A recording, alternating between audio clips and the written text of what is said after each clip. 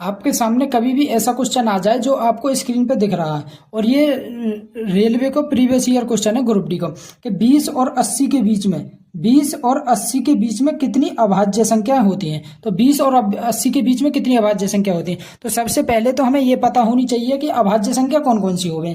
तो अभाज्य संख्या वह संख्या होती है जो एक से और खुद से कटे, जो एक से और खुद से कटे वो अभाज्य संख्या होती है। मतलब जाके दो फैक्टर है सके, जैसे एक तो खुद ही है वो और एक है, ठीक है। जो एक और खुद से कटे वो अभाज्य संख्या हो गई, ठीक है। तो 20 और 80 के बीच में कितनी अभाज्य संख्या होती है, तो 14 अभाज्य संख्या होती है। कितनी, 14 अभाज्य संख्या। तो ऑप्शन नंबर बी हमारा राइट आंसर है जागो, ठीक है। अब वो 14 अभाज्य संख्या कौन कौन सी है 20 और 21 के बीच में, तो 23,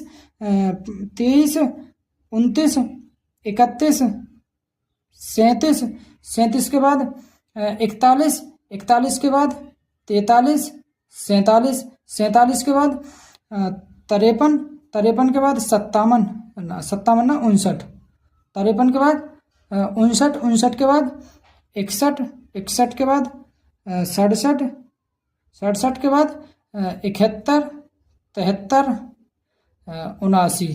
तो 1 2 3 4 5 6 7 8 9 10 11 12 13 14, ये जो 14 अभाज्य संख्या है ये 20 और 80 के बीच में होती हैं, ठीक है।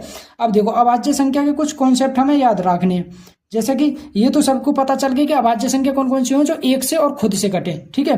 तो 1 से 50 तक कितनी अभाज्य संख्या हो, 1 से 50 तक अभाज्य संख्या हो 15, कितनी 15।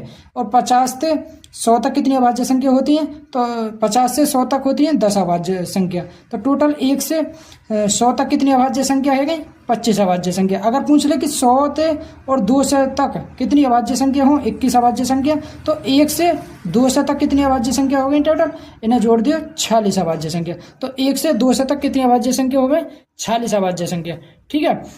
जय हिंद दोस्तों।